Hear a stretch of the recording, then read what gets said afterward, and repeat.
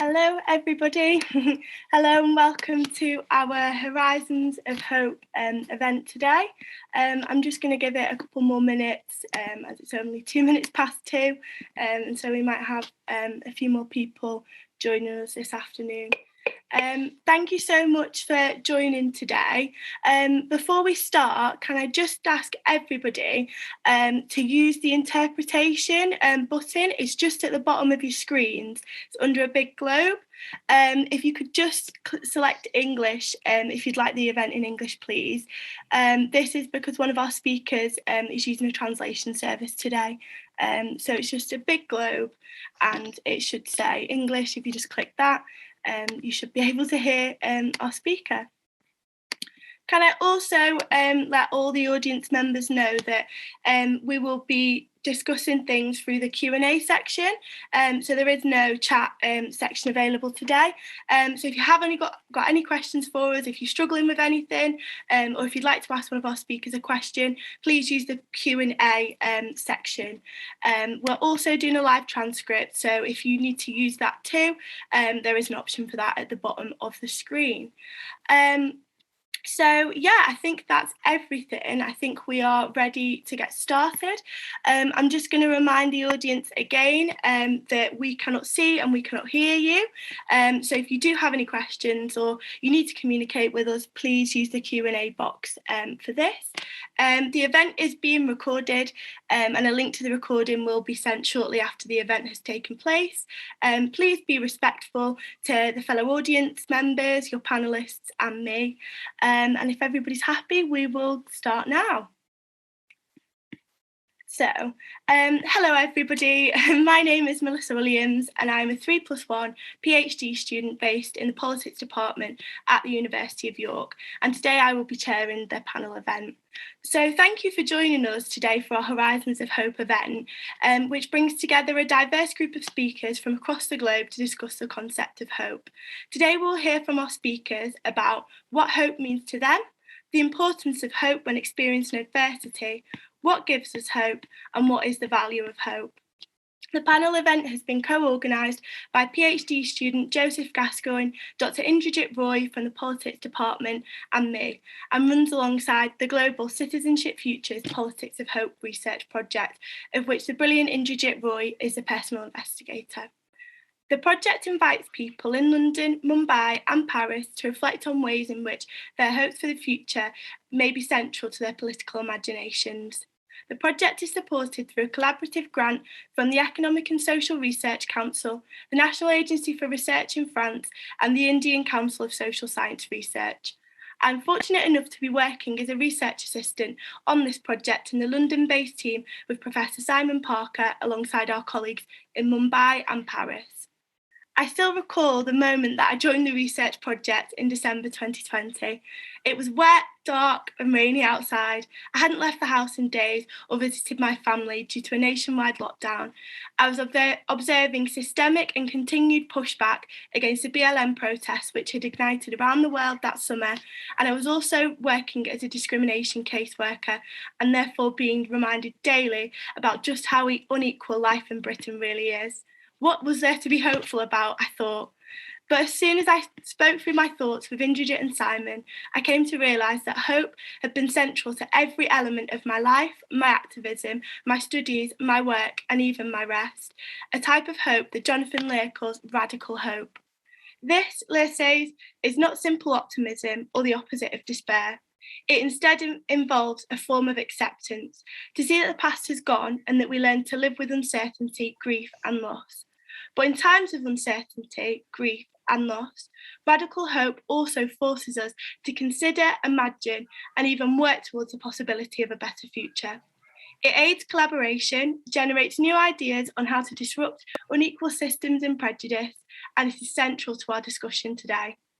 We are joined by a multitude of brilliant speakers, of whom I view as examples of radical hope in action. Today, each of them will discuss how their personal and professional backgrounds have caused them to navigate through difficulty and uncertainty, and how such experiences may have shaped their hopes of the future. Now, before I hand over to the speakers, a couple more people have joined us. Can I please remind everybody to click the globe, click on the interpretation globe. It's just at the bottom of the screen, and just make sure you've got English selected if that's your language of preference, just so that you can hear one of our speakers who's using the translation service today. If you've got any problems, please let us know in the Q&A box. So I'm now going to hand over to the first of our speakers, Maggie Levander, who will start by telling us about her background and what hope means to her. All right, good afternoon all. I'm really grateful to be here sharing my experiences with you and discussing hope with all of you. My name is Maggie Levander, as Melissa mentioned. I'm presently a Master's of Science student, Master of Science in Management at the University of York.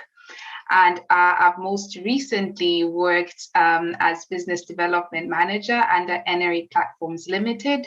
So we worked with smallholder farmers in Zambia, developing commercial forest plantations. So we partnered with farmers leasing out land and developing these pine and eucalyptus forest plantations.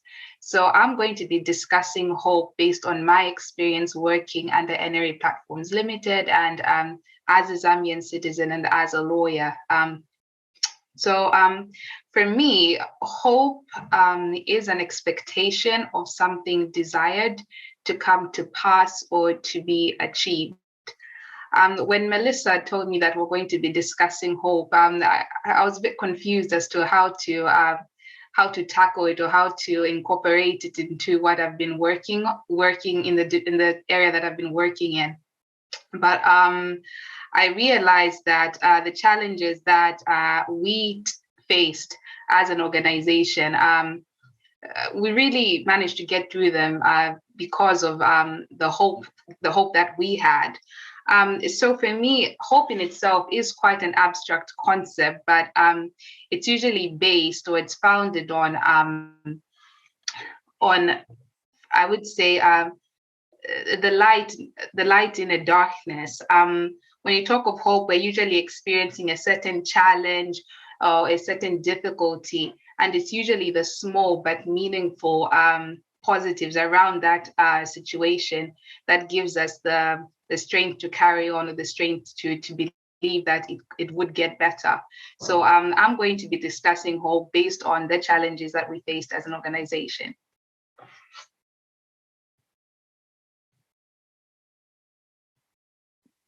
And Uzma, I think you're next if you're ready. Hello everyone, my name is Uzma Adil and I am based in Agra, Uttar Pradesh. I am currently a master's in zoology student. I'm in the final year, and since the last 3 years, I have been working with an organization named Blood Connect, which has been working across 14 cities in India to solve the problem of blood shortage. We do so by organizing camps, awareness sessions, and a helpline for which we have a website. So talking of hope, as an organization particularly, we are in contact with people who are in need of blood for their friends or family. And simultaneously, we are also in contact with people who are willing to voluntarily help these people. So we've received requests at 4 a.m. in the night at odd hours of the day, and some people need multiple units of blood in one go. There have been requests for 5, 6, 7, 8 units of blood in one go, and it might seem almost impossible to be able to arrange, these 7, 8 units in a very small span of time. But our only hope, and I'd say the factor which has let our organization go on for so many years, is all those people who we've contacted and who've actually, come up to help these people without any sort of selfish motive. And this is exactly what our organization also intends to do, that in the next 10 to 15 years, India has so much of blood collected that, there are no need for, this urgent calling, and it is available to everybody in any city, in any village. So if I'm talking of hope, I'd say for me, hope means empathy. And as long as any one of us has that feeling that, if this little deed that we do can actually make things easier for the other people. It can make things better for the other people. I think we can literally sail through any problem. Thank you. Thank you very much for that. And next we have Leonie. Good afternoon, everyone. Everybody can hear me, right? Hi, guys. My name is Laune. I am based here in Botswana. I am a Botswana, and I just recently graduated from the University of York. That was in January after graduating from my MA in Applied Human Rights.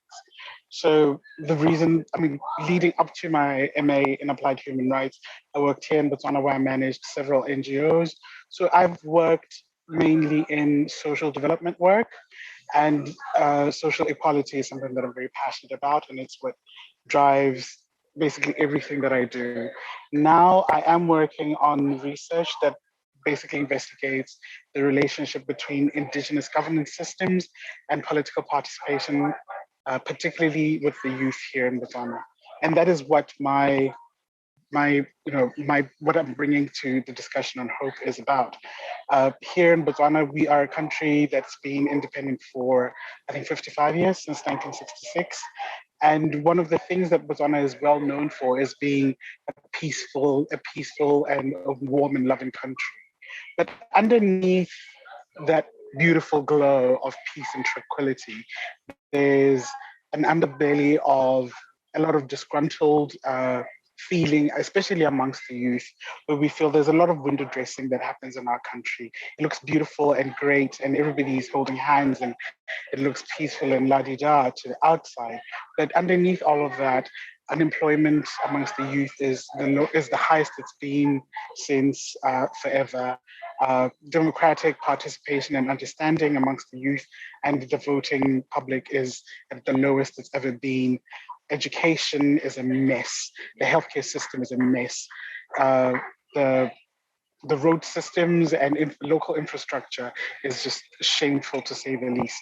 When you look at the civil service, which is the largest employer in the country, out of 156,000 civil servants, only 7,000 of those are under 40. And yet the population of Botswana is made up of about 80% of the local population is the youth who are aged 35 and below. So there's a big disconnect of misrepresentation between the powers that be and office bearers and the citizenry. And so for me, that's where hope comes from.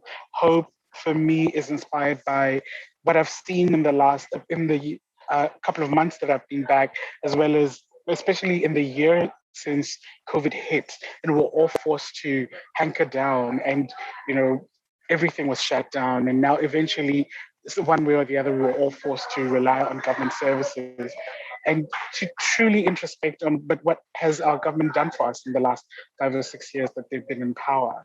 Because we've had only the same party in power for the last 6 years or so, 6 decades or so. So my inspiration of hope comes from that conversation but it's only through discomfort that we can challenge the system. It is only through discomfort that we can challenge the system and change anything, and for the better. And that, for me, that's where hope comes from. When I was thinking through what I would say today, I remembered there's a saying in Setswana, which is specifically about hope. The Setswana is the local language here, and it says, which translates to, there is no shame in hope. So for me, hope is a daring ambition. That's what hope is. Because just drawing it from that phrase, hope is a daring ambition that you can do anything, a daring ambition that you can hope for anything. And for me, that's what I hope for. I hope that the discomfort and disgruntlement that is taking place now in Botswana, especially amongst the youth, will lead to a huge change. It will lead to action. It will not be just conversations that we have in bars and at work and on the streets, because so many of us are unemployed. but it will lead to actual action on the streets. It will lead to protests.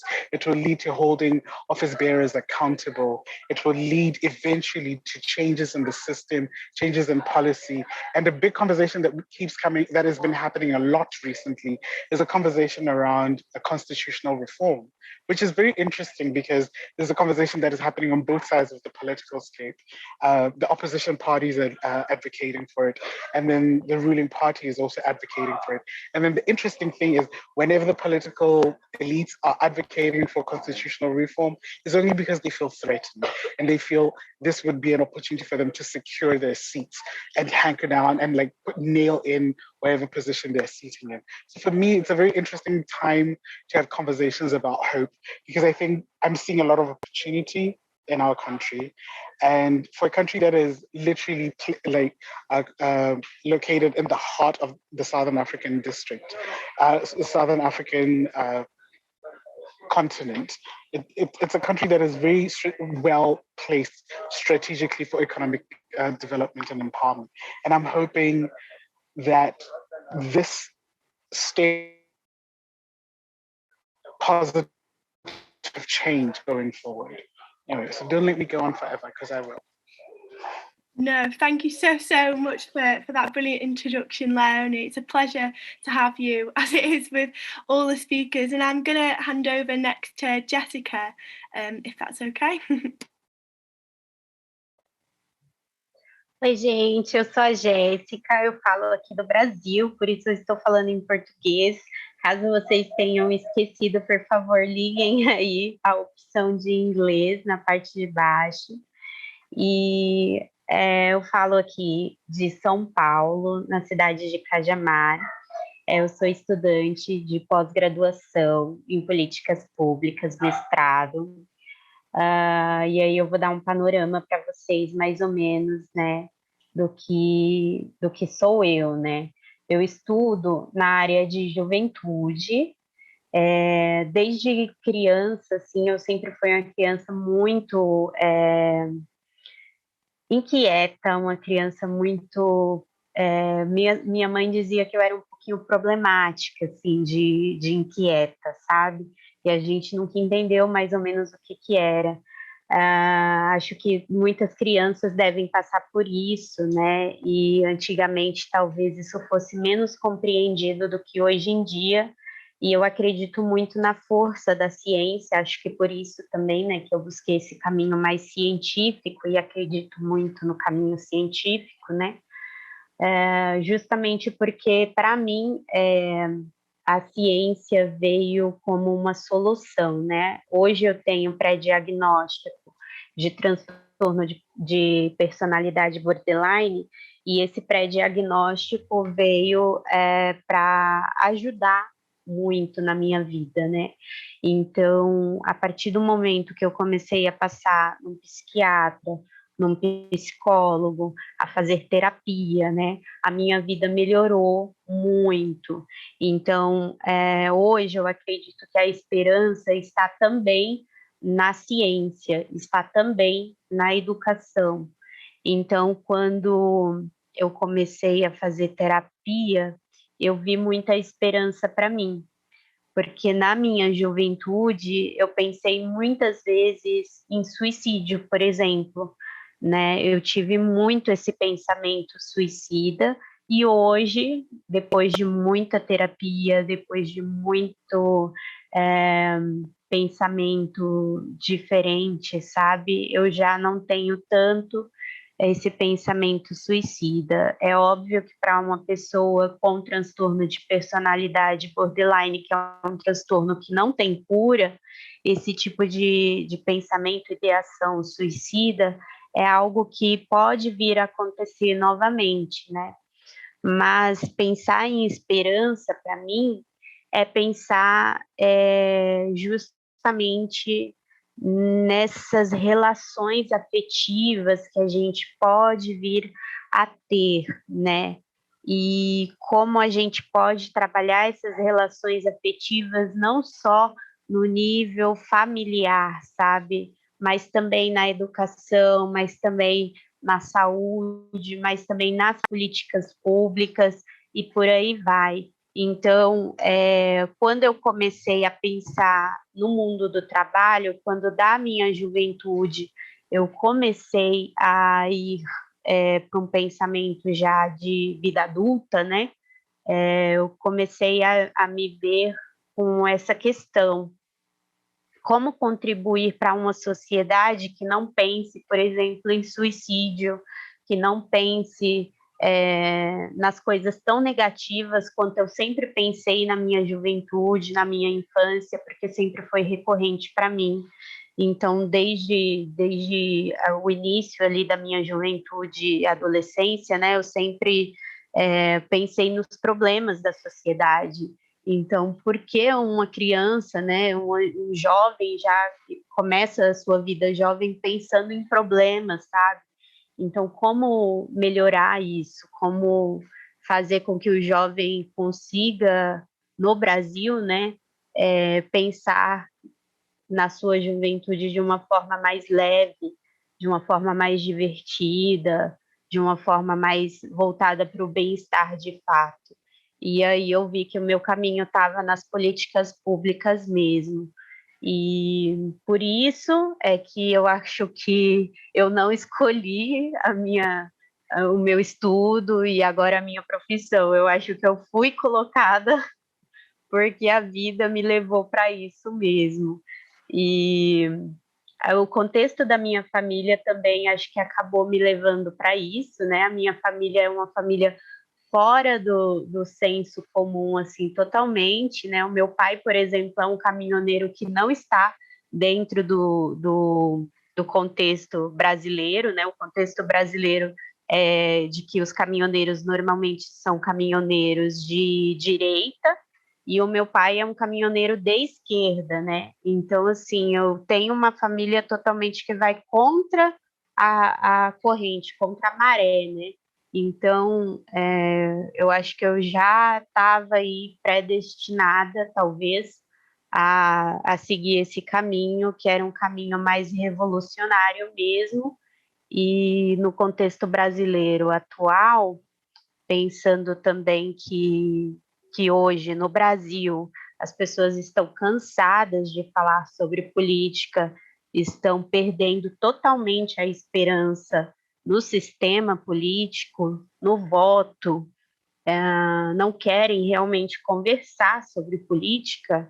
Eu sou uma pessoa que tô reagindo, né, a todos esses problemas, porque em pleno 2020, em toda a maré de desesperança, eu levantei, né, da maré e resolvi seguir em frente e fazer um mestrado em políticas públicas, que foi exatamente nesse momento de grande desesperança nacional e também desesperança na minha vida, porque eu tinha acabado de perder a minha sobrinha, né? Ela tinha acabado de falecer e eu também tinha acabado de ter um aborto, e eu resolvi me inscrever em um mestrado, passei no mestrado e agora eu estou tentando, né, dar sequência aí a esse curso. E hoje a minha maior esperança, além, né, de todo o sistema de políticas públicas, além da juventude, acredito que sejam as mulheres, a educação, a medicina, as relações afetivas, sociais e, claro, principalmente a nossa natureza, então o meio ambiente. Sem natureza, sem o meio ambiente, acredito que a gente não pode ter um pensamento de esperança. É isso. Obrigada.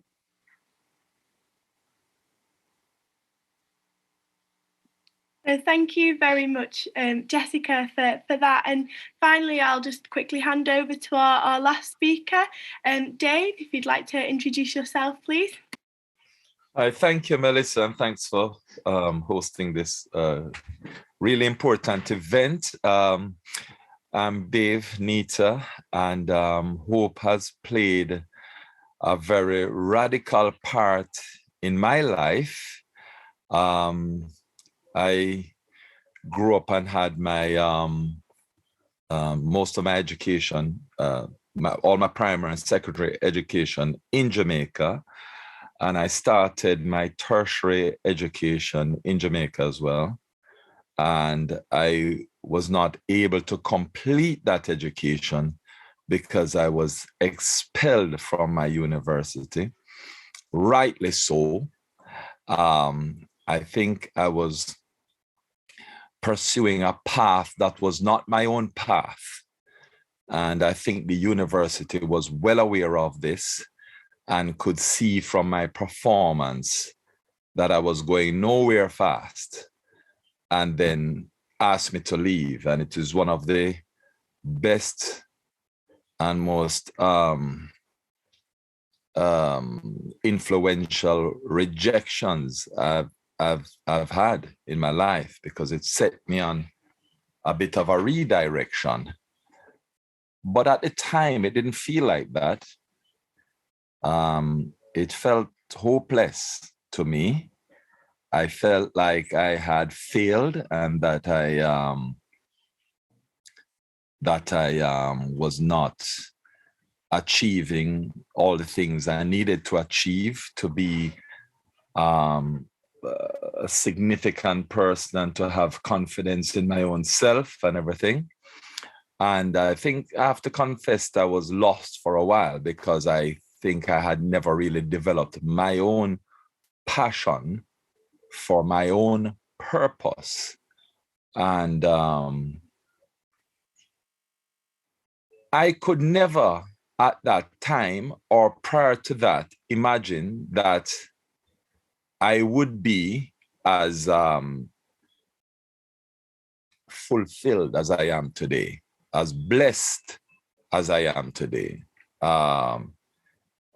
And for all that I have and have achieved in education, completing a degree, being called to the Bar of England and Wales, completing a master's, looking at a PhD. For all of that, I couldn't have expected that at all. And that could never have been forecasted or projected. And if I think of all my own efforts, it still would be impossible. If I think about my efforts in addition to the efforts of the other people around me and the encouragement and the support of other people around me, it still would not be possible. And I think what has made it possible and what has closed the gap is that I had a hope. Now, my hope, my particular hope is in God, really, is in my maker. Let's put it that way, my maker, my creator. I feel very loved and special by my maker and creator. Above all else, I am a very special person to many people, from family to friends to fans. But I'm sure I'm not held in higher esteem by anyone outside of my maker, my creator. And I think that in my case, and I would suggest in the case of many others, hope is not just a passive thing, it's an active thing. Sometimes hope has to be nudged. I feel like I have met with hope on a journey to nowhere. And the encounter has been sweet. And I have embraced hope and danced with hope, much as I have a two left foot, as I would say, not a very skillful dancer, but I've embraced hope and moved forward with hope. And I know that my ambitions are absolutely unrealistic given my own capacity, strength, and ability. So I need hope. And I continue to cling to hope. And my work involves working with many people who, like me, like I was excluded, they are now excluded or at risk of exclusion, particularly in schools as well. I do a lot of work in schools.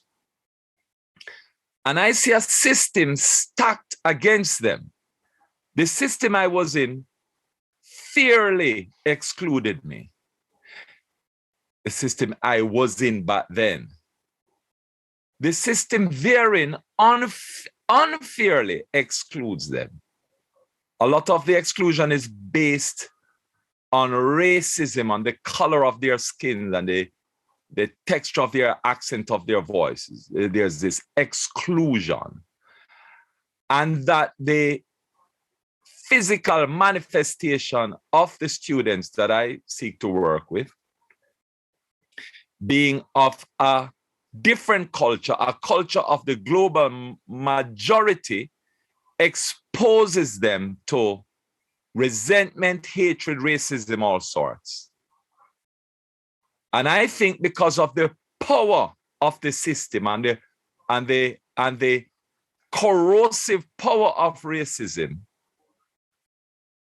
the projection doesn't look good. The forecast doesn't look good. Any calculation would say that that the end will be devastating, but for hope. And of all the experts I know who have worked in the field of trying to reach young people who are at risk of exclusion and at risk of the power of institutional racism, no one has been able to crack it. No organization, no group has been able to solve the problem. And I think if we think long and hard enough, we will recognize that even with joint forces, we're unable to do it. So I think to breach the deficit in our efforts, rightfully so, we need to have efforts. We need to have thinking, planning, organization. We need to address it in so many different levels. But we also need hope, because there is absolutely no hope for the sustainability of evil, wickedness, wretchedness, racism, hatred. There's no hope for that. The hope is on our side. And because the hope is on our side, I would like us to employ it, pretty much like you would employ a weapon. We don't even think of hope as a weapon. But I'd like to employ hope in our arsenal to fight against the injustices in this world on behalf of the future generation and the current generation we're now working with. Thank you. No, thank you so much to all our panelists for your insightful introductions and for giving us some, a little bit of information about your backgrounds. And that follows quite nicely on to the next part of our discussion today, where I'm going to invite you all to talk about how your backgrounds, specifically your professions, or where the areas in which you're volunteering, how has that influenced your hopes for the future? And I think if we can start with Uzma on this point, as I think you really kind of started to go into this during your introduction, really. Like I mentioned, we work on 3 domains, that is organizing camps, organizing awareness sessions. These awareness sessions take place in various residential welfare associations, along with that in public places, markets, monuments, things like this. And the sole intention behind this awareness session is to let people know that donating blood is completely, safe for their health. And with every single unit of blood that they donate, they can actually save up to 3 lives. Now, we also get these queries from the front that, we've seen people faint after they're donating blood, or say this will be hazardous to our health if we are donating blood and everything. So there are definitely a lot of other things to it, like there has to be a time frame of 3 months before you're donating blood again and things like that. But, as far as even this, the common one that we get is, we'll be pricked with the needle and that hurts. So the example that we give to all these people is that, getting that needle pricked in your hand is literally a very small amount of pain compared to the one that so many people have to go through. Taking the example of thalassemia again, there are small children whose parents need to arrange blood for them once in every 15 to 20 days. Now, even if the parents are willing to donate blood for their own children, the maximum they can do is donate blood once in 3 months. So technically, they need blood 5 other times from different people.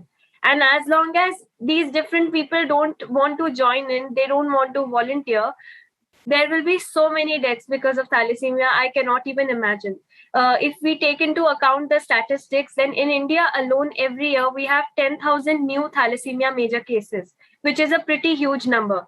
And this, makes this blood shortage burden on our country a very, very big one. So until and unless all of us, particularly the Indian citizens, start thinking of it in a manner that somebody can actually lose their loved one if they're not able to arrange blood for them, or even taking the example of dengue. Right now we have numerous dengue cases. So for this, people need platelets. Platelets again are a component of blood. And the donation also takes longer time compared to the regular blood donation. Platelet donation takes 2 to 3 hours. So even for this, people can give us excuses like, oh, we don't have so much time and we have other things to do. Despite that, again, out of 100, 200 calls that we make, we still have 1, 2 people who, are volunteering to come up at, like I said, 2 a.m. or 3 a.m. in the night to help out these people. So any organization like ours can only work and can only succeed as long as, there are these people who are sort of, willing to help the other people. So I think this has really shaped my perception of hope, because the people who are in need look up to us, with the purview of hope that we can actually help them. And we can only help them because of these people who are willing to help others. So that's the way we've been working. And that's the only way I associate with hope with that. We need to again look beyond ourselves and think of every little tiny bit of difference that we can make, and improve the life of other people. Definitely. No, thank you very much for that. And I think that, again, listening to the backgrounds of everybody, I think what I really thought there was how, there were some real similarities between what you were saying and what Leonie touched on, and, seeing hope and collective action.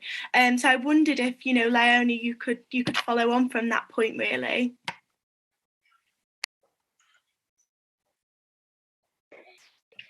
Yeah, I mean, I absolutely agree with what Uzma was saying. There is, and what you just mentioned, there is definitely for me a greater need in understanding hope as a collective mission. Particularly if we're speaking about hope in political action. I think for me, one of the things that I'm finding very interesting in now doing research in political activism here versus political systems, especially in the global north, is how the global north is very individualistic. They have a very individualistic culture, whereas here we have a very collective culture. In everything that we do together, we move forward together, one for all and all of that. But I do think as one of the challenges with the westernization of the global south has been the adaptation of individualistic thinking, I guess, individualistic mindset, and how those have, I guess, muddied the water in a manner of speaking. And so we find that there is a lot of very individualistic advocacy that is taking place on the continent, within countries as well. So, for example, even when you look at queer movements, for example, you find they're all they are very segmented, and you find organizations that only focus on that. It's a queer organization but does not have trans rights under their remit, or it's a human rights, it's just generalized human rights organization, but they don't have LGBTQI rights under consideration. And a lot of times that whatever objectives these organizations are following, especially when we look at NGO culture here, a lot of that just relies on whatever is being funded at the moment. So you'll find now queer organizations that have, say, for the last 1 or 2 decades, been focusing only on LG rights and not on the trans and intersex rights, are suddenly including trans and intersex programming because that's getting funded. You'll find that human rights programs are now suddenly including women rights programs because those are getting funded. But then what happens is when they do that, then they leave behind all the other segments that they've been working with. And then now rights under men's rights and children's rights are no longer being programmed for because now we're following whatever funding cycles are now basically getting money and whatever. And so I think that for me is also part of the problem when we talk about political activism, and what hope would mean for me is hoping that as not just as Botswana here, but I think collectively as the global South, we can also be able to, to cement our voice in understanding, when we speak about the activism that needs to be done in the continent, the activism that needs to be done at local and also at regional level, we are able to establish what we want to achieve as the people here and direct funding cycles in that regard, instead of being reactive to whatever funding is out there, which the funding will typically always come from the global north. The funding will typically come from Western donors. But I think it's important for us to also define our voice so that we are then able to collectively respond in a singular voice and in a singular vision for what we want for for the continent as a whole going forward. I do also believe that hope is, for me, I find hope has also been fragmented by, I guess, the experience that we've had in Botswana. The experience that we've had as the youth have not always had a voice. Even though it's one of the things that I find shocking and surprising about our country is we've always almost had a demographic where the youth have the larger percentage of the demographic, but the youth also are also the least represented, the least employed, the least. It's just crazy how there's always been this mismatch between the demographic representation of the youth and the demographic presence of the youth within the country. So I think for me, hope for the future is a hope that as the youth, we're able to find our own voice. We're able to individualistically define our own voice as individuals, but also understand how my individual voice, fits in with the collective voice of, all of us as a youth. Understanding that, if one of us is not free, then none of us are free, type of thing. And for me, I think as a human rights activist, that's one of the things that I truly believe in, that we're only free when all of us are free. And for me, that has informed a lot of the work that I'm interested in, as far as looking at queer rights movement, and then looking also at indigenous rights.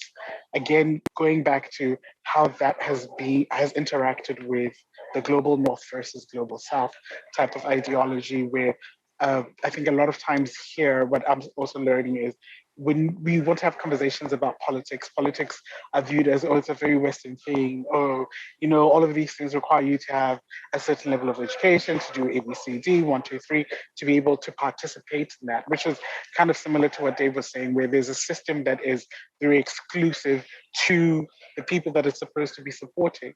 And so for me, I believe hope, it's the hoping in that by finding representation for specific voices, we are able to say, but all these spaces are accessible, and maybe also opening up spaces for people as we go along. I think for me, that's one thing. I remember, I don't know if Melissa remembers this, but I remember one of our first classes, there was a question about privilege, and the question of, but do people who access circles of privilege whoever you came in before, do you all you owe them to leave the door open type of question. And for me, it's something that I believe in. I believe in every circle of privilege that I enter, I owe whoever was behind me to keep the door open for them. You know, when I sit at the table, I should be able to recognize that, oh no, wait a minute, I'm the only Black person, I'm the only gay person, I'm the only this here. And how do I get other faces that look like mine, other voices that sound like mine? How do I get them also at this table?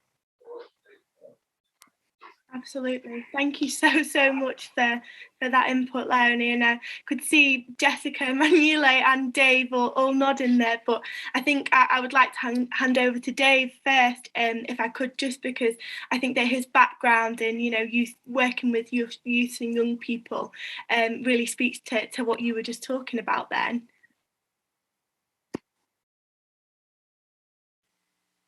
Yeah, I resonate with everything that's being said, and agree. And I suppose what it made me think about was I mean, if we can all we all learned about it, really. It's one of the big subjects we studied in history, the period of enslavement, and how awful and horrific that period was. And I think that once it sort of got going, it's hard to think of what might stop it, really, because once there was if you want to call it, the establishment of enslavement and plantations and kidnapping of Africans and setting up a whole system, and the whole West, in terms of Europe, built on enslavement in that way. It's hard to think of what would stop that. I remember contracts were being signed. When you look at history, contracts were being signed, for example, for 1,000 years for this infrastructure. So the Royal Africa Company was given a contract, and Africa don't mean Africa runs by Africans. It's just like how you had the money here being called the Guinea at the time, because of all the wealth came from the Guinea coast. And contracts were being signed for 1,000 years that you guys would have the contract for the transportation of kidnapped Africans for 1,000 years. There was no intention for that ever to stop. And if you think of people like Toussaint Louverture, who liberated with the collaboration of his army and his people from Africa, people like you read about Toussaint in well-written books by this the Jacobins and so on, Black Jacobins. You see that you're dealing with an army fighting for their liberation against an army with guns and might and power and all of that. They had determination, they had hope. They could actually imagine what freedom looked like. They could taste it, right? And this resistance started from the very outset, and hope was never lost. What enslavement also tells us is that there will always be mindsets that will quite happily set up, establish, and maintain evil structures such as enslavement, such as what we have today, institutional racism. Because, I mean, in terms of enslavement, it has kind of morphed, really. And that's why you hear the singer Bob Marley talking about emancipate ourselves from mental slavery. Today, our hope is not so much that we're out of the enslaved shackles, but out of the shackles of our mind. That's another hope. So we continue to go forward with hope. And it may seem, I mean, when you look at what, for example, in the Black community we do to ourselves, never mind racism from white structure, what we do to ourselves, which was triggered by years and years of oppression, you might feel hopeless, but we have to have hope. But hope needs a vision. Hope needs a vision. Everybody can have a hope, but hope needs to be directed with a vision, and it needs to be nudged. So when you look at the period we're coming out of, and you look at the period we're now currently in, when you look at this big meeting that's happening in Glasgow, for example, COP26, you see that we are reduced to hope, because for what we have done, and I remind you again about our proclivity to evil. I'm just going to call evil. Take evil out of, when I say evil, take it out of any religious context. Just put it in a very secular context. Our proclivity to doing awful things to each other and our planet. This is what I'm talking about. Our proclivity to do devastating, damaging, and deleterious things to each other. We are set up like that. That's how, as a human race, we have been to each other. And so what we have done to the planet now has put us squarely into the position of, no, we're out of control. We're in a driverless car. There are things we can do. Of course, we can reduce, we can reuse, we can, reduce, and all these things. We can do all these things, right?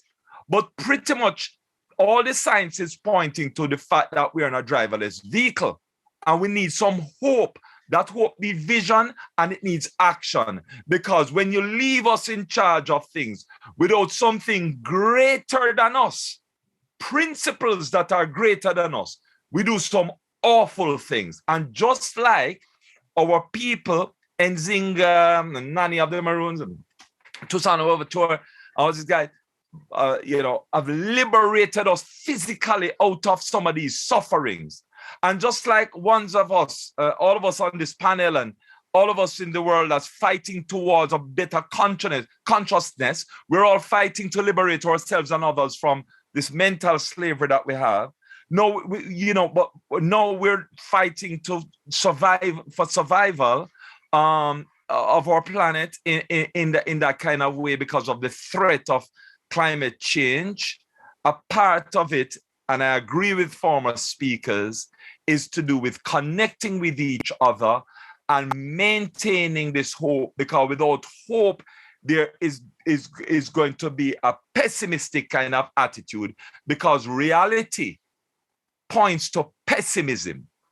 Facts and objectivity almost points to pessimism, and we need hope to redirect us towards optimism, and optimism directed well by great visionary thought and positive thinking can take us from where we are, which is absolute abhorrent leadership that we are currently experiencing almost entirely across the globe, with few exceptions.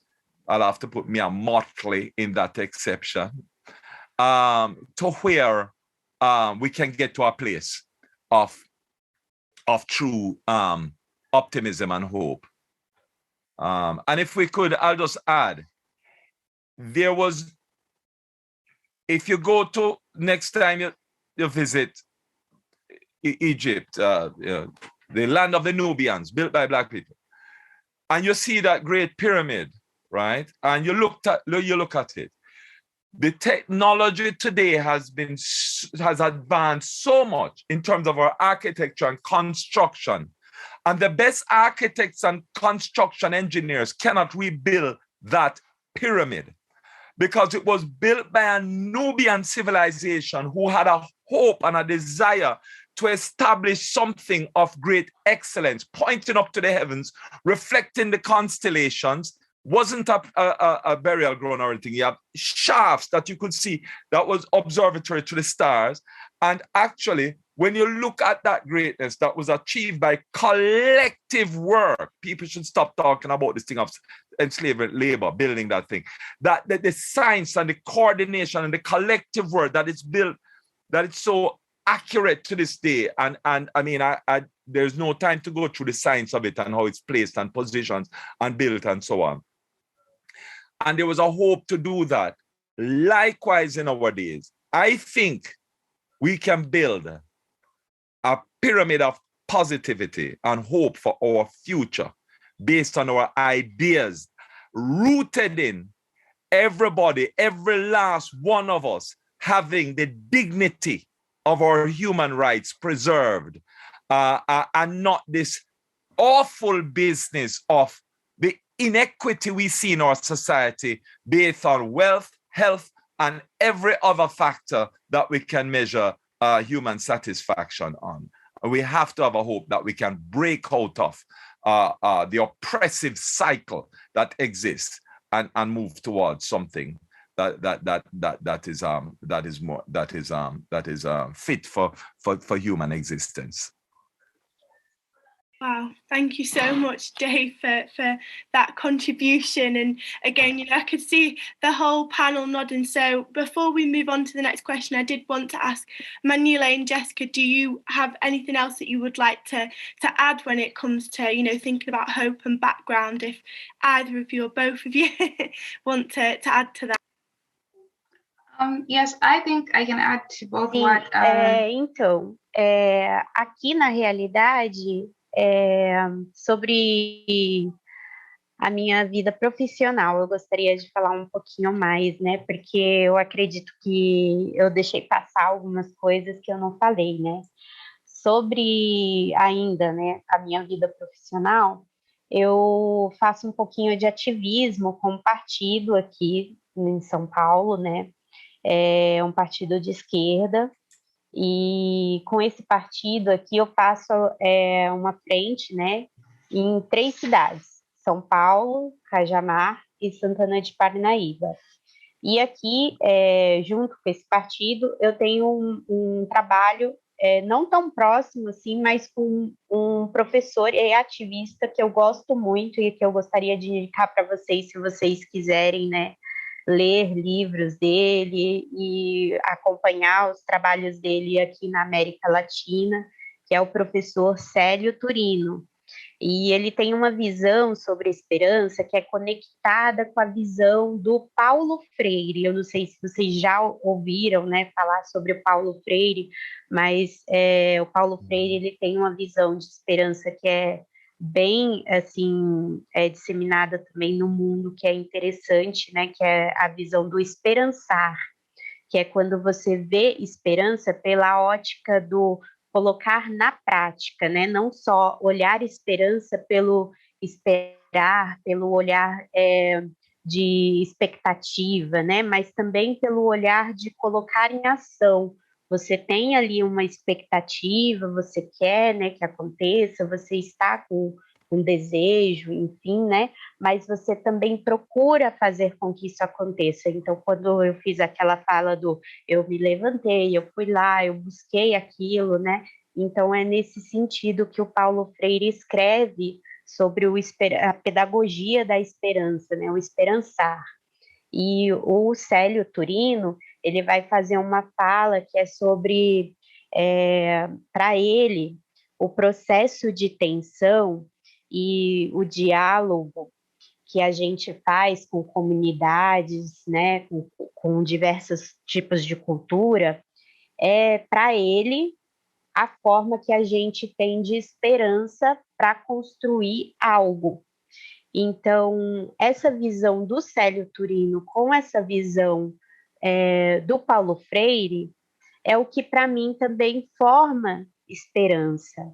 Então, quando eu, tanto no campo do ativismo, né, da política, quanto na educação, faço diálogos, né, estou construindo conversas e tenho ali algum momento de tensionamento, né, mesmo que role ali um debate mais quente, mais caloroso, né, discordâncias, por exemplo, né, que levam ao pensamento crítico, para mim um momento de esperança, porque muitas vezes a gente se depara, eu acredito que isso não é uma coisa só aqui do Brasil, né, com um processo de como se fosse, eu vou usar uma palavra que eu não sei se seria isso, eu teria que analisar muito mais para saber, né?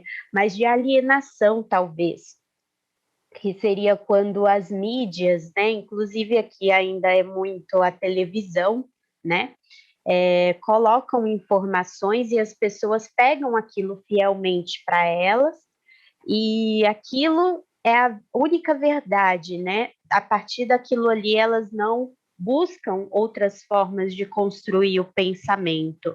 E a partir daquela única verdade, daquela única informação, elas constroem ali o contexto delas, aquele momento, aquela vivência, né? Sem buscar uma nova forma de construir, talvez, enfim. Então, é muito difícil aqui para a gente, no Brasil, a gente construir esse pensamento crítico, porque muitas vezes as pessoas nem sequer estão abertas a construir esse pensamento crítico, porque elas querem essa única verdade mesmo, que seria dessa única mídia que é aqui hegemônica, enfim. E não só a única mídia, né? Às vezes é o único partido hegemônico. Aqui no Brasil é bem difícil mesmo a gente sair de hegemonias, né? Então, aqui eu tento fazer esse tipo de trabalho de ativismo, que é o trabalho de construir esse lugar de ir para fora das hegemonias, de conseguir sair um pouco dessas hegemonias. E também para isso, né, eu como produtora cultural e não só ativista política, né, busco entender o que está acontecendo no campo de produção cultural artística. Então, o que está acontecendo com a produção, né, e novos produtores no campo de arte, mais voltado para a música. E aí eu começo a perceber que aqui, no meu entorno, né, a gente tem muitos produtores e artistas ascendendo que são patriarcalistas, machistas. O Brasil ainda tem muito esse tipo de cultura. A minha família vem dessa cultura, né? Além da cultura do branqueamento, que é muito forte, né? Vocês podem ver aí que eu sou uma mulher branca, mas se vocês conhecerem meus irmãos já são negros. Então é uma família extremamente miscigenada, né? E assim, aqui a gente tem toda essa questão, né, de miscigenação, mas também do machismo. E na arte é a mesma coisa. Então, aqui eu tento entender como está funcionando a questão do cancelamento. Recentemente, a gente teve um cancelamento muito forte de uma artista que foi a Carol Conká, por questão também de saúde mental, que ficou muito forte na mídia, né? Mas acredito que as questões pontuadas pelo Dave, elas são muito necessárias. E o que eu pontuo sobre saúde mental vem na conexão também de alguns trabalhos que um ex-professor meu, eu já li, alguns trabalhos dele, professor Tomás de Josué, também acredito que é uma boa referência para a gente dar uma olhada. Ele produz sobre essa visão que a gente tem que ter sobre as instituições, o quanto essas instituições estão produzindo políticas para fazer a retomada do sistema manicomial aqui no Brasil. E não é a ideia, né? Só que o atual presidente que a gente tem aqui, ele tem essa ideia de retomada dos manicômios. Então, para vocês verem como a coisa aqui no Brasil está realmente, assim, no nível alarmante. Mas eu acredito que, para mim, ter um pré-diagnóstico é uma coisa que me ajuda a me entender, porque, de fato, para mim ainda não era algo que estava fácil. Então, agora eu consigo me entender melhor para conseguir me colocar melhor no mundo.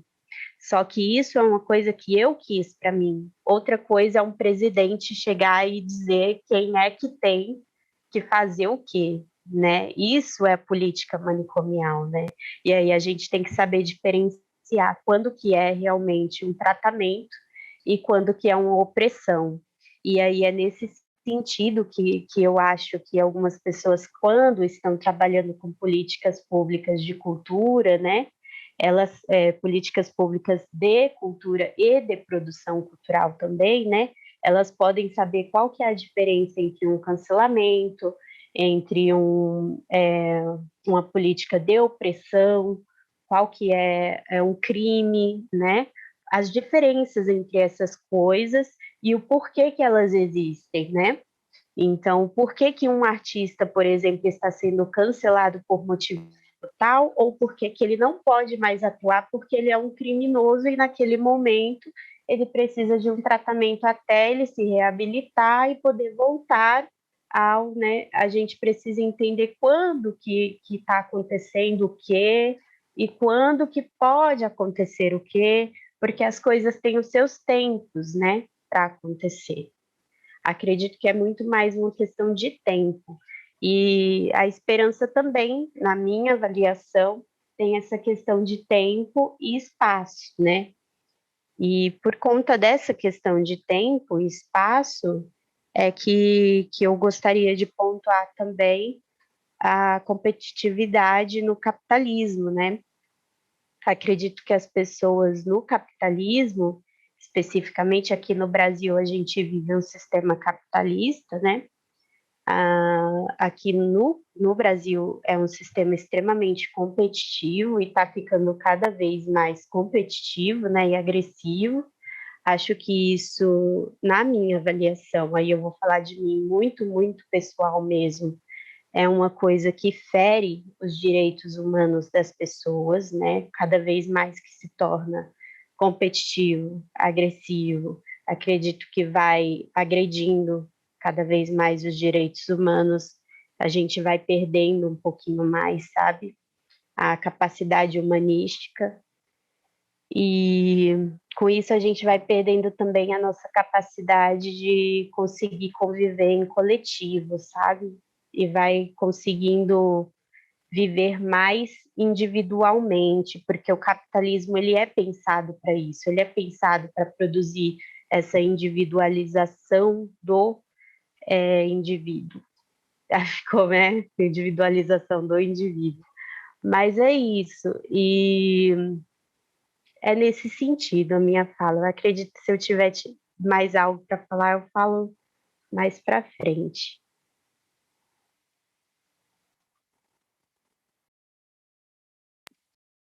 Thank you very much for that as well, Jessica. And I'll now hand over to Maggie for some further thoughts on how her background and profession may have impacted her thoughts for the hope for the future even. Just before I do, can everybody please start sending some questions in? I am hoping to start the Q&A at past. So we'll be quickly discussing one more topic, and then we'll be having half an hour Q&A, please. So if you can just send in some questions, I'll start working my way through them.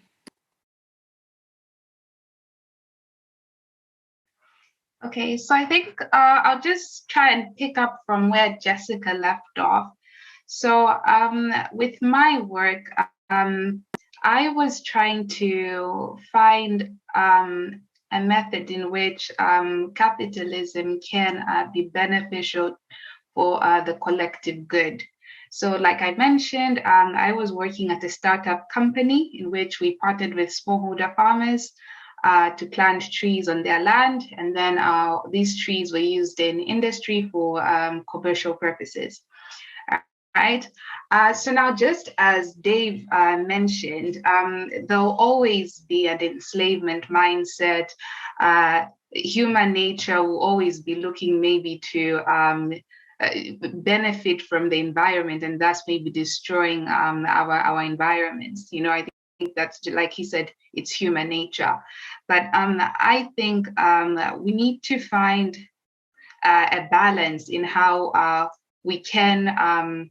Our human nature doesn't say trump what we are supposed to be doing as humans, because fair enough, it's human nature, but we're also looking after the people that our children and our communities, the people that we love.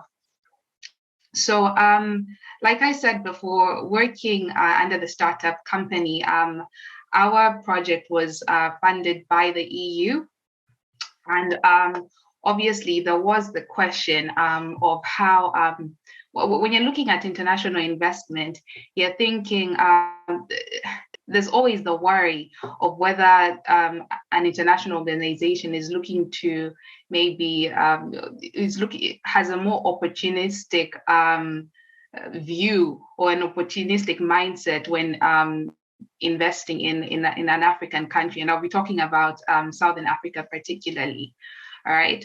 So we were trying to find the balance. How can we use this international investment and also benefit our communities? Because again, we're looking at collective good. So working with NRA platforms, I found that we wouldn't have been able to help the number of people that we worked with. So far, we're working with over 1,000 smallholder farmers.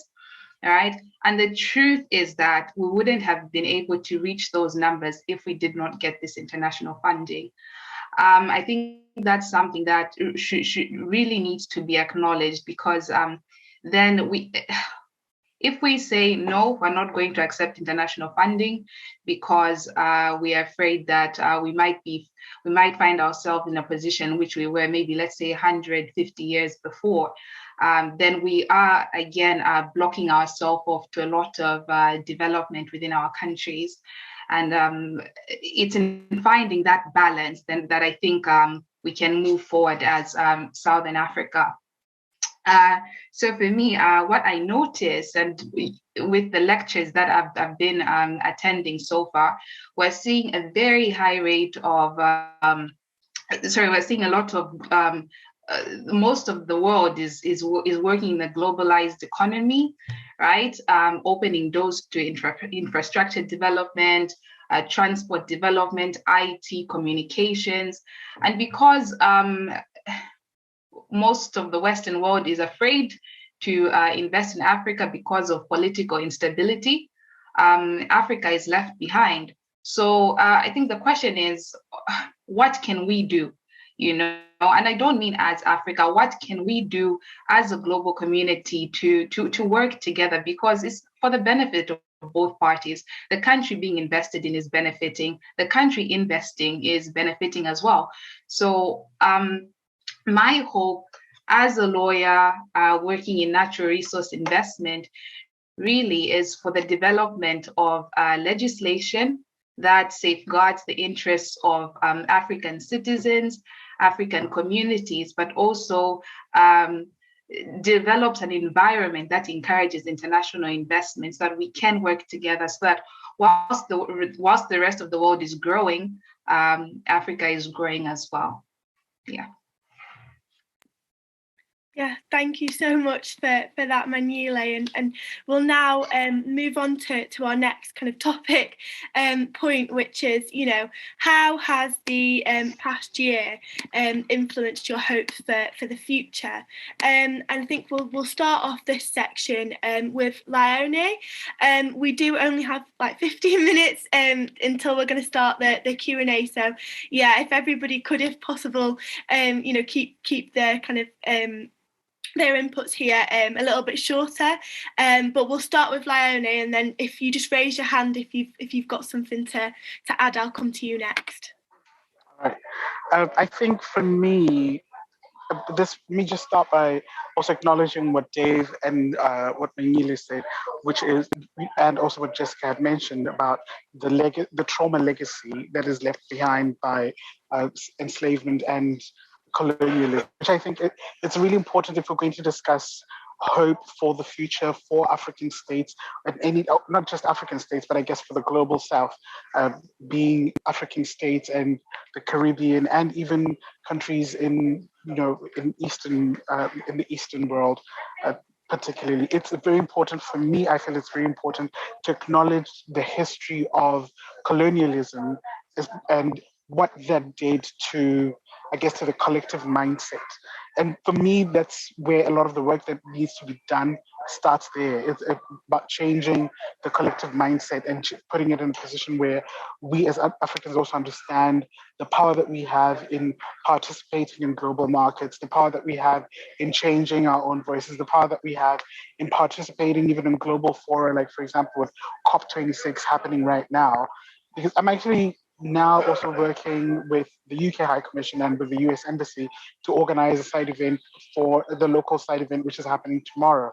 And it's very interesting for me now to see how, as a country, we continue to place ourselves strategically, to place our foot forward, our right foot forward in opportunities like that. Like, how is a small country like Botswana participating on the global market when it comes to conversations about climate change, for example? I mean, for Botswana, a country, the population was just 2 million, and we still have the highest car traffic in the entire continent, second only to Nigeria, which has a population which is over 20 times larger than ours. It doesn't even make sense. We have the highest reliance on fossil energy, which is from coal power, which is where we get most of our power, our electric power. It just doesn't make sense for a country the size of Botswana to be such a big contributor to, I guess, to global carbon gases, but with such a tiny population. But we're also failing to position ourselves in a position where we can benefit from conversations like COP26. And for me, I think it's because of a large part of that is rooted in our own, in the post-colonial mindset that needs to be adjusted. And it's something that I've noticed for me has also informed my viewing of politics in the last year, particularly, which is what led to my first article, which is, "But what will be Masisi's legacy?" Mokgweetsi Masisi is our current president. And I wrote an article about that, which basically was a critique of his management of the COVID-19 crisis in Botswana, and not just his own administration, but how his administration in itself is a legacy of a failed government that just continues to fail people even more, despite the fact that they've been in power for almost 6 decades now. It's just like, but we're not seeing our country move forward. Everybody says, we are an upper middle income country. So what does that mean for Botswana on the streets? Is a big question for me. Every day, the gap between the rich and the poor just gets wider and wider. Unemployment, like I mentioned, is at an all-time high. Education is in shambles. Infrastructure is a joke. So honestly, our government has done the bare minimum as far as I'm concerned. And so for me, that's what I've seen in the last year, is just a reckoning of, you guys have been here for 6 years, you've done nothing but become fat cats and just, secure the circle of power for yourselves and those closest to you. And for me, the last year, it has been in recognizing that I need to take up the mantle and continuously have these conversations with friends and family wherever I can, on social media and face to face, and say, but are you comfortable? And also, besides, other than your own comfort in what we are as a country, what are you doing as an individual to contribute to the global voice of Botswana youth? Thank you, Leonie. I think Manuela's raised her hand there. So Manuela, if you'd like to follow on from that. Yeah, no, just to follow on from what Leonie was saying, I think I'll start by talking about how the pandemic, whilst being devastating for honestly the entire world, I think we're able to see a level of interconnectedness like no other. I think the last webinar that we had, I think that was the Black Lives Matter, in which I was on the same panel with Leonie, is a very good example of this, how we're able to communicate from different parts of the world and discuss an important issue at hand. And Leonie just spoke about how Botswana has a very big carbon output, isn't it? So when you think about how Botswana, which is a neighboring country of Zambia, is going through that, and we were doing this, undertaking a huge tree planting in project, you can see how if we were connected, we would have been able to work together and to partner together. So for me, the pandemic showed me that we can work together from different parts of the world, the same way we were able to communicate from across the world during that webinar. So Laoni, I'll speak to you after this. Maybe we can discuss something together. But I think we learned a lot from the pandemic. I think we learned that your location should not really limit your capability. Yeah, I think it's a globalized world. We're all able to work together, and I hope that we can move forward in that aspect. Thank you, Manuela, for that. And I think I'll hand over next to Dave, who I saw nodding along through both of your questions there. Yes, okay. So the question again, Melissa, was about what happened in the last year. And if I stretch it a little bit longer than a year, I'll just mention three things, and I think, just some implications of those three things, and I'll do it very quickly. The pandemic, first of all, it exposed the worst and the best in us. It exposed that leadership was disorganized and ineffective. It showed a huge wastage of money on the part of leadership. On the other hand, what it showed was people coming together to help out each other. So it showed the very powerful being caught lamps in a headlamp, making all kinds of decisions that was counterproductive, not away from the desk, away from their desk, away from the matters of the day, and it showed actually, I think, a poverty in leadership, and it showed people going to buy medication for their neighbors, people helping out with their groceries and so on. It showed people, really showing appreciation for what the health service and other services has done. That gives me hope to show that the majority, I believe, will act in a good-natured way when it comes to these threats. George Floyd and Black Lives Matter is the other one. It gave us a face of police brutality and racism. We saw that. We saw the evidence. We saw a brave young person stopping to film this. That takes a lot of courage. It gave me great hope to see that prior to George Floyd, police brutality and racism was not new to us, really. We had it in America, in Britain, no stranger to Britain, in other countries. But what it showed, and I think perhaps almost uniquely and perhaps for the first time, a uniting of people from generations, race and genders, everybody coming together, young and old, black and white, coming together. And we're so found it so odious what they saw, so reprehensible, that people came out, and it created this window. And I felt great hope when I saw people coming out and campaigning. And I'm used to, as a Black person, I'm used to seeing windows of hope close up again, because you get a conversation developed when, for example, a report is written on inequality in society, and you think something is going to be done, and quickly you see the conversation get shut down.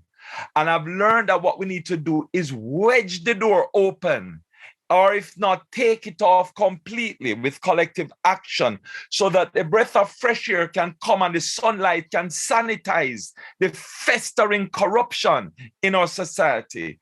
And I believe we do have that hope in working together. And then finally, the last one, again, how can we not talk about Mother Earth and what's going on with the climate and the gathering of the leaders. And I reflect on the Black community in all of this and how I grew up with the principles of reducing, reusing, replacing, all these principles that they're telling us. We grew up with these principles about looking after the planet. I remember in law school when I was studying land law and learning that actually it's very much a made up thing. And that actually there are different peoples across the planet who have a different relationship to the land.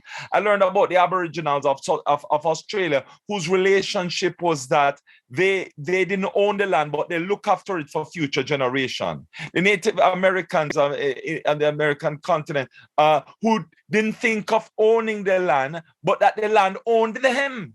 and that in Africa there were principles about looking after the land and regenerating the land for future generations and so on. And so this new principle of we own this and we control this, and this whole capitalist idea that actually it's not sustainable. It makes a few people very rich.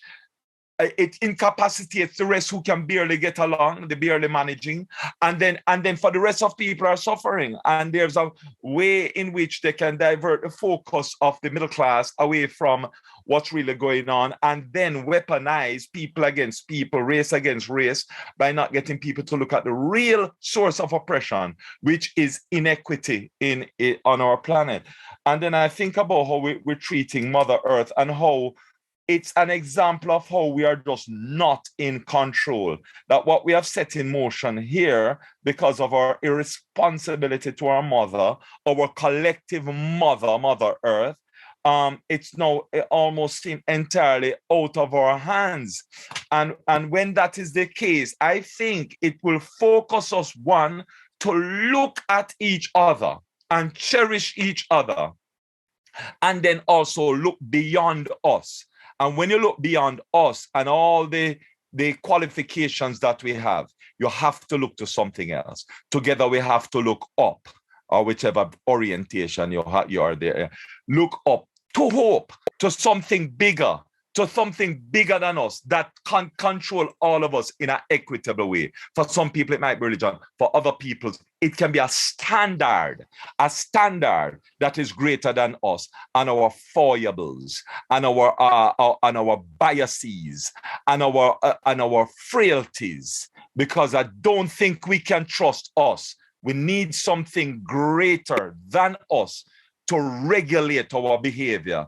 And hopefully we can reconnect, and not just when it's Mother's Day or Mothering Sunday, but we can reconnect and not forget, and go and recollect our mother, that Mother Earth that have looked after us and treasured her. And she has no favorites. Mother Earth has no favorites. Her resources are for all of us. She must be crying. She must be weeping in the horizon when she see how we treat each other, when what she has done is yielded fruits for all of us to share, and for all of us to look at each other and to watch us behaving like this. Must be a heartbreak for a mother. And I suggest we come together and have this collective love for Mother and each other. Thank you again, Dave, for that. That was brilliant. And I'll just quickly hand over to Uzma and then Jessica, if that's okay, before we go into the Q&A. So Uzma, if you'd like to take over. Just like to proceed with what they've concluded it with, that we need to preserve the Mother Earth. So since I am from the biology background, we've also been told that the emergence of zoonotic diseases particularly has been on the rise in the last 10 to 20 years. And the major reason for this is because the deforestation has been taking place at a very, very high rate. And we are cutting down the forests, we are not regrowing them, and along with that we are constructing buildings. So there will soon be a time, if this does not stop, that there will only be buildings and no forests, and we'll all not be able to breathe.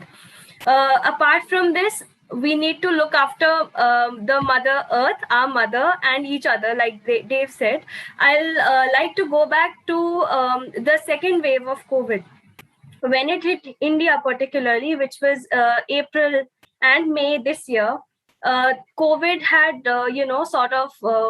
kind of reduced significantly around the world. And we were seeing so many countries going mask-free and, releasing the lockdowns, easing them and everything. And it was very devastating as an Indian, I'd say, because every single day we had 2.5 to 3 lakh cases.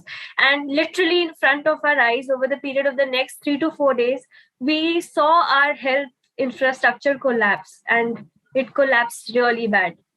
There were no beds in the hospital. The number of deaths was so many that there were literally lines outside the burial grounds and the cremation centers. It was, I'd say, sickening to another level. people would try to contact hospitals. They did not have beds. They wouldn't answer the calls. And that is exactly when, the citizens kicked in. So I literally saw endless people on Instagram and Facebook amplifying, requests of the other people who need hospital beds for their friends and family. There was a shortage of injections, medications, and people were sharing all this. So, these simple acts actually helped in saving so many of the other people's lives.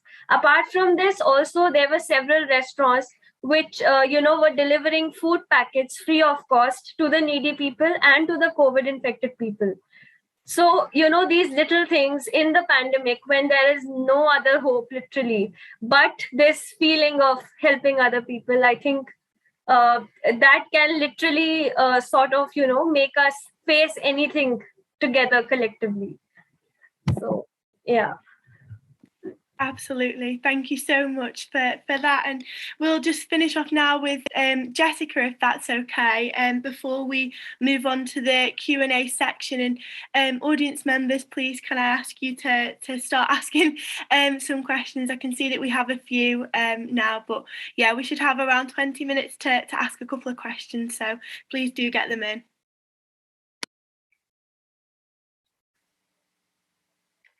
Gente, antes de eu começar essa fala, eu queria primeiro agradecer a Karine, que está fazendo a nossa interpretação aqui da minha fala, agradecer a Melissa pelo convite, agradecer todo mundo que está aqui assistindo a gente e a galera que está fazendo também aqui o painel junto com a gente.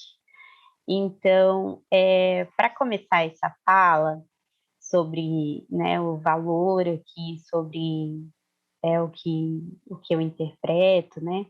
Eu queria antes pedir licença como mulher branca, né, para falar um pouquinho também do Black Lives Matter, que é, inclusive, uma hashtag, um movimento que eu levei na época que eu estava estudando produção e política cultural, a minha turma, né, de produção e política cultural, lá no sul do Rio Grande do Sul, aqui foi a terceira turma, se eu não me engano, da graduação, né? Então a graduação era uma graduação nova e a minha turma foi uma das primeiras, né? Foi a terceira turma e eu acabei levando esse movimento lá para um conhecimento dos professores, tal, que a galera ainda não tinha conhecimento do que estava rolando, ainda não era uma coisa que estava chegando aqui no Brasil.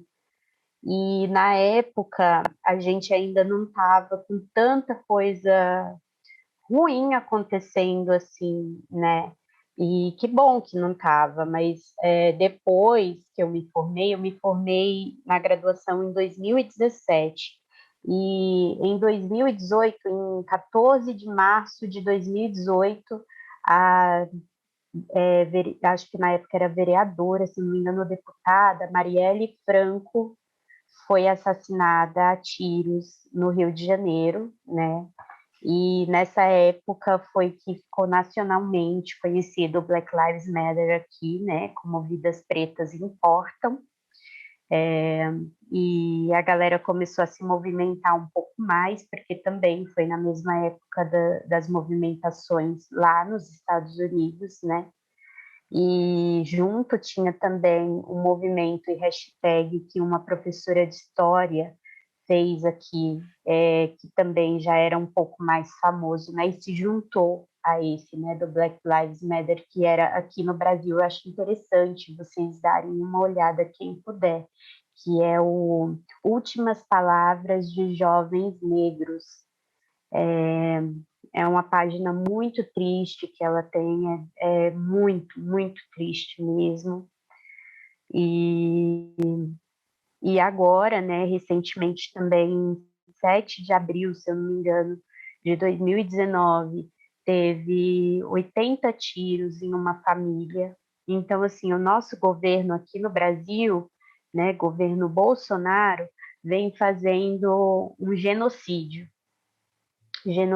de pessoas negras, de pessoas indígenas, de pessoas que ele considera inaptas ou pessoas que ele não considera, né, no caso, para estar aqui no país que ele considera dele, né? Então, a nossa luta hoje é contra esse tipo de pessoa que está no governo e que se considera apta à gestão do país, ou, enfim, a mídia do país. Então, aqui nós estamos em uma guerra bem fria, assim, bem calada, mas que está existindo nesse país, né? Um genocídio mesmo que estamos vivendo. Então, para fazer a fala agora que eu tirei aqui essas informações, né? Sobre a questão do que nos dá esperança, né? Eu penso que não podemos falar do que nos dá esperança sem trazer essa contribuição que eu acho que já foi citado aqui por alguns, que é do meio ambiente, né? Sem falar do ambiente, sem falar da natureza.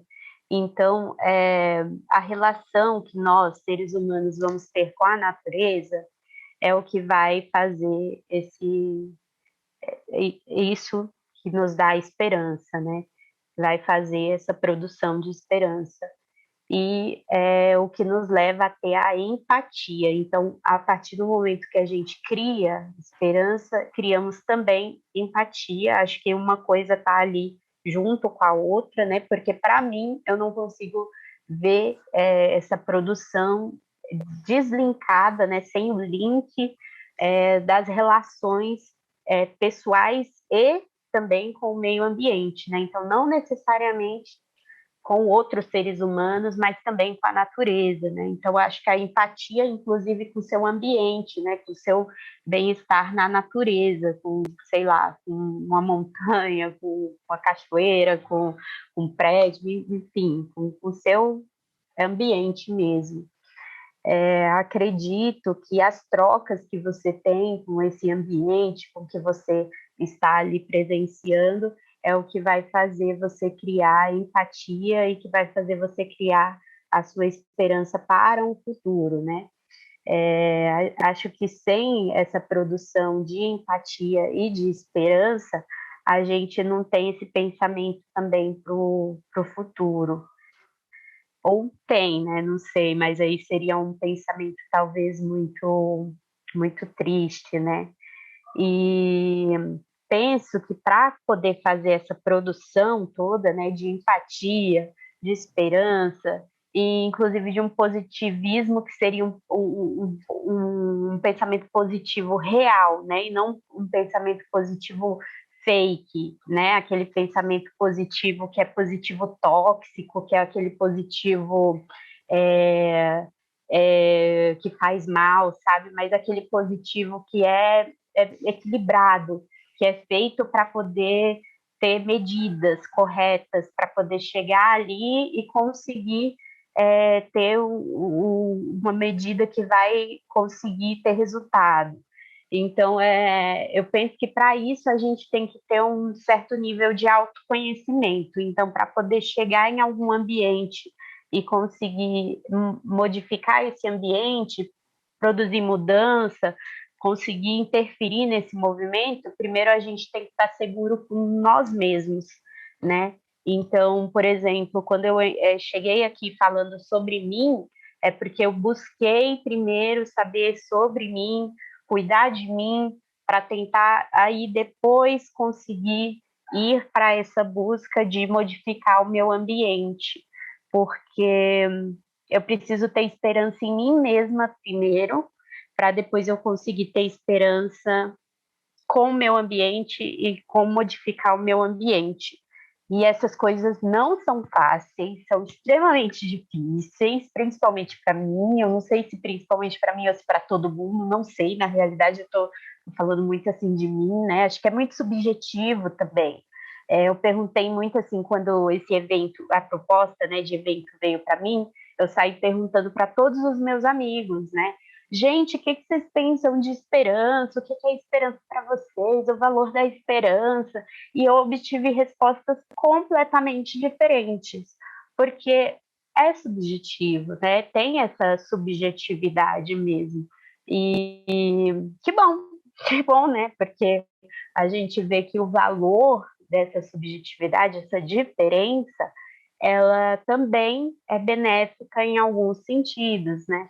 Desde que as pessoas saibam olhar para isso de uma forma respeitosa, positiva, e que não seja essa positividade tóxica, como eu falei, né? Que seja falso, que seja, né? De uma forma não equilibrada, enfim. É isso. Obrigada. Thank you very much for that. And I will now just use the kind of last 10 minutes, if possible, just to ask some of the questions that have been posted in the chat. So please raise your hand if you'd like to answer. I think we'll only have time to maybe ask the question to one or two people. But could the panel please comment on where hopes come from? Does it follow from positive experience and observation, or can it be generated from nothing, sheer belief and imagination? Is it rooted in religion, ideology, and personal experience? You can answer in either a personal or general terms. Thank you. And I can see that Dave's got his hand up. So Dave, would you like to go first? Yes, Melissa. Thanks for that question. Just answering it personally, I saw the question in the chat and I thought I had a hesitancy in taking on the question, only because my personal view on hope is a faith-based one. But I thought about it, and I thought that for me and for many people across the globe, perhaps the majority really, hope would be faith-based, come from their faith, whatever the faith is.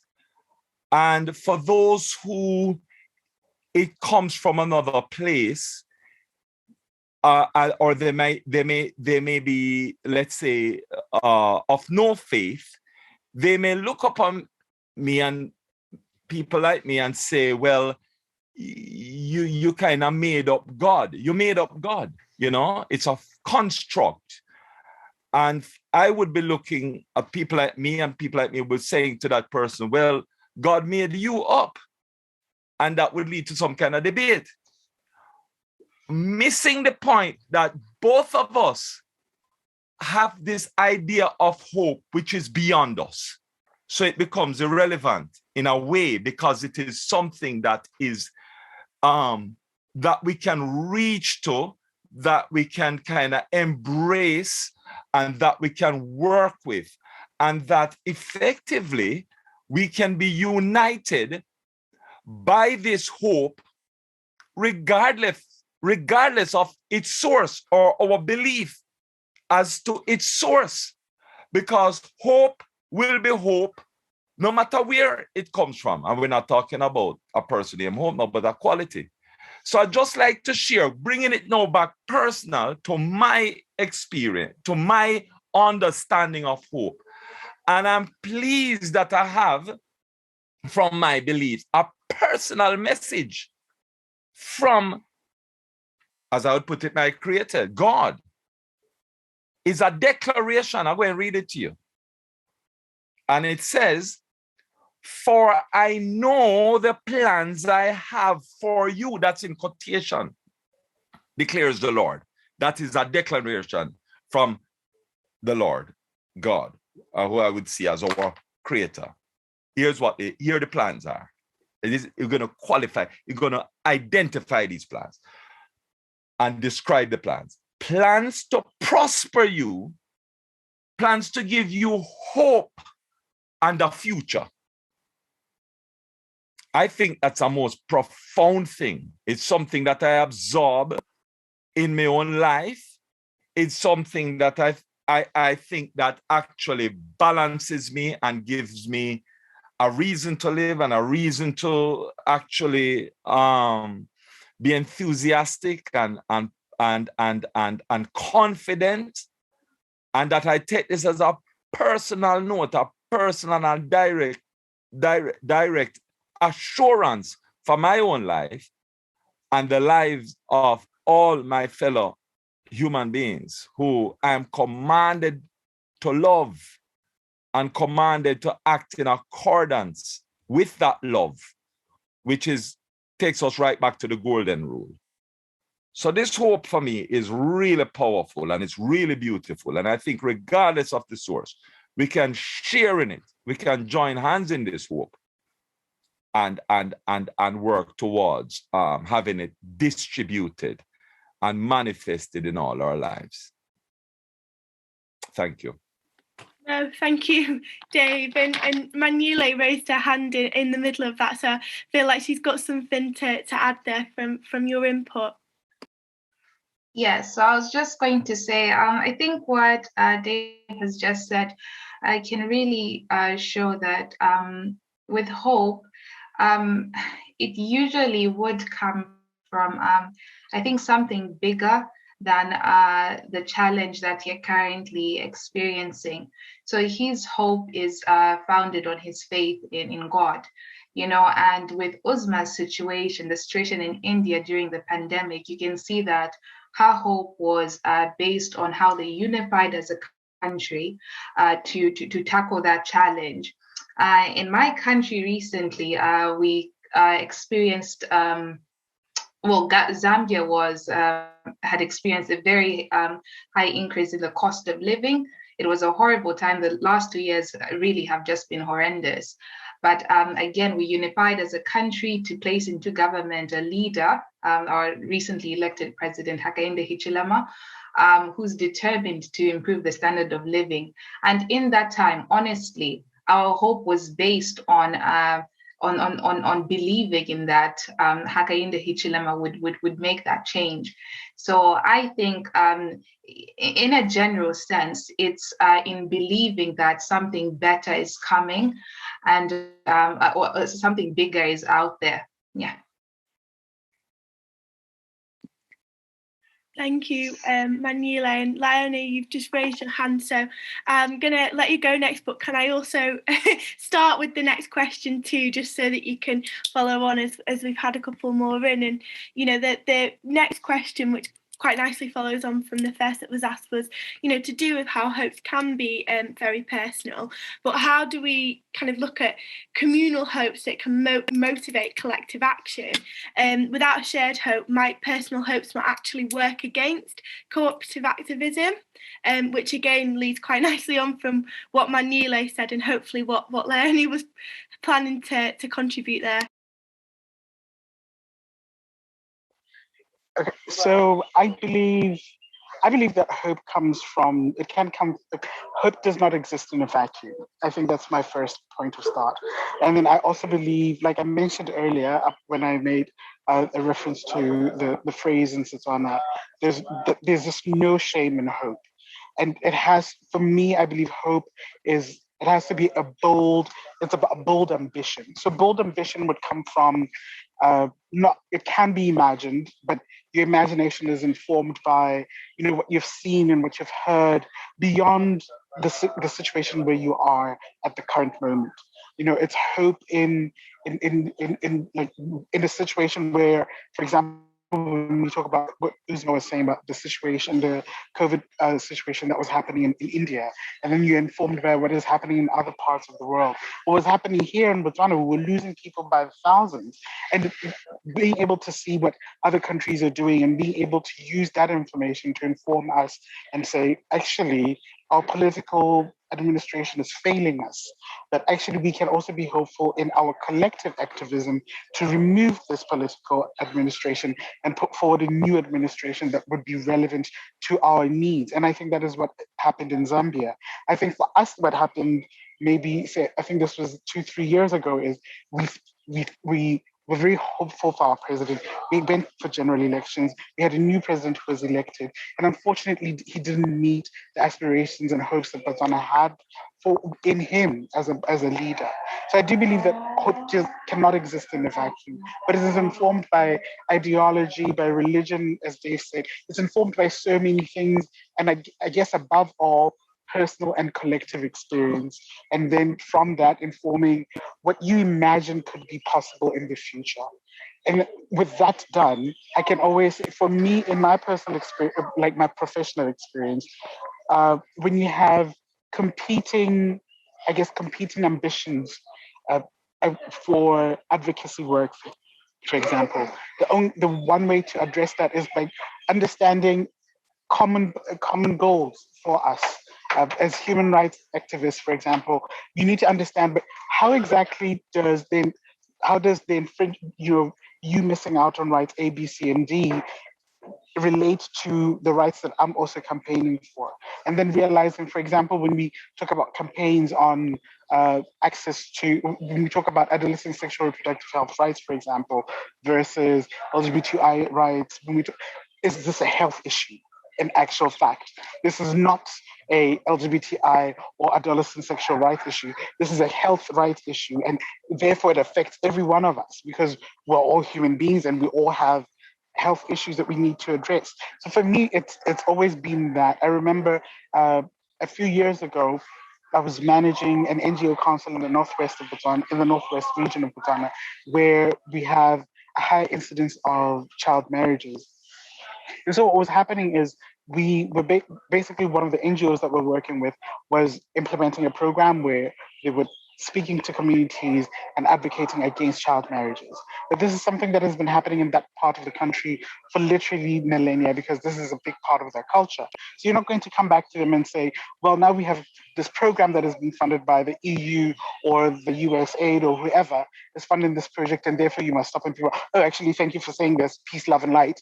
We will now stop it immediately. That doesn't happen because you're now asking for a cultural change.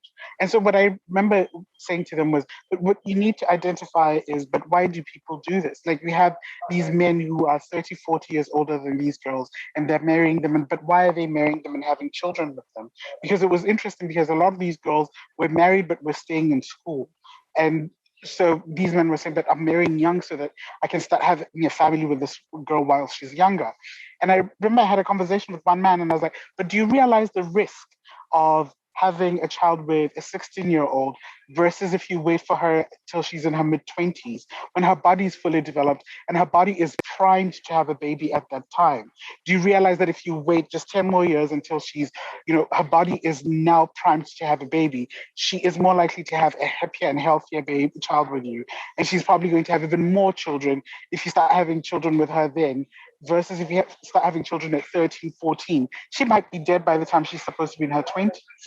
And so when we change that conversation to that, to change the perspective of the people that we're working with, I think for me, it's always been that also informing, programming with a grassroots perspective and not just coming at people with, oh no, because we've studied ABCD and no, we have solutions, but also trying to understand from a grassroots, a top-down, is a bottom-up approach to programming. I think that's also very important for me, and how we inform programs and I guess hope in that regard. Thank you very, very much for that, Leonie. Unfortunately, we have come to the final 5 minutes of the event, so I'm just going to quickly do some housekeeping and say some thank yous, and then there's a question that I think would be quite nice to end on, but I am going to ask that everybody just says under 20 words if you can when answering this question. And the question is, what would you say to people who have lost hope? So if you could all start writing down just a couple of words, please. For that, I will come to you all in 2 minutes. So yeah, just to close the event, thank you so much firstly to our amazing speakers for such a vibrant and diverse discussion on the concept of hope. Thank you also to Dr. Indrajit Roy and Joseph Gascoigne, who are currently hiding somewhere in the virtual audience, but who have also, both dedicated their time, effort and skill to co-organise this event with me. Thank you to the Economic and Social Research Council, IAA, to York IGDC and the University of York AV team, particularly Steve, for your assistance and support with the event today. And lastly, thank you to our audience for engaging with us and joining us for today's discussion. But the discussion doesn't need to end there. If today's event has inspired you, then please consider writing submitting a written talk piece on your perspectives to our Talking About Hope project. I'm about to just post some links in the chat that you can all follow for this, and also I'm going to add a link to a survey for the event, which I'd be really grateful if you could all fill in. And yeah, now I will hand over to our panelists one by one for a few closing words on the last question, please. And we'll start with Dave. Thank you, Melissa. I think it's such an important question. I'd like to read it out again. Would you say to people who have lost hope, especially marginalized or oppressed group that feel powerless, what would you say to people? I would say, I would absolutely say the following. That hope is free. I think everybody would agree. Whether you're of faith or no faith, my faith tells me the declaration of our Creator, which is plans to prosper you, plans to give you hope and a future. It's a gift. This is not every gift you should accept in your life, but this is a good gift to accept, the gift of hope, and the importance of holding and embracing this gift of hope. Hope changes your biology. It changes your optical lens. Hope gives you the opportunity to see differently. There are opportunities you will spot when you have hope that you won't spot if you're hopeless. So grab onto hope. Studies have shown that people who are unwell have a better chance of getting better when they have a hope, something to look forward to, a daughter's wedding perhaps, or something like that in the future out there that they're looking forward to and they want to experience. And it's hope that gets them there. Hope is even better than medication in this instance. So I would say, since it's free and since it's a good gift, let us take it, grab it with both hands, embrace it, and move forward in the future with it. Thank you, Dave. And next, Leonie.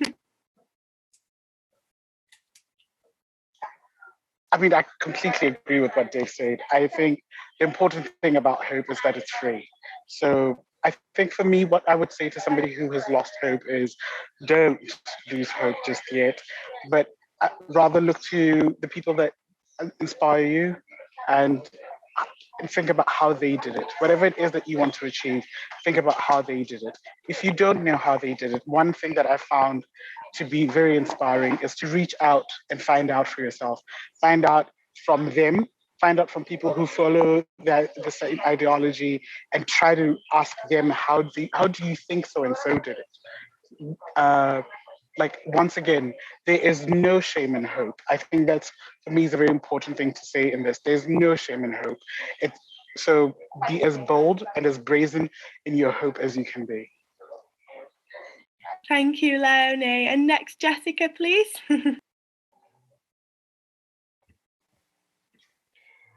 Eu diria que esperança é gostoso. Esperança é delicioso, gente. Então, quando vocês experimentarem esperança, vai ser aquela sensação de como se vocês estivessem experimentando dopamina, sabe? Aquela sensação de estivesse com várias sensações de usando coisas prazerosas mesmo. Então, sentir esperança é como a galera acabou de falar, é de graça, não tem vergonha em usar esperança, em produzir esperança.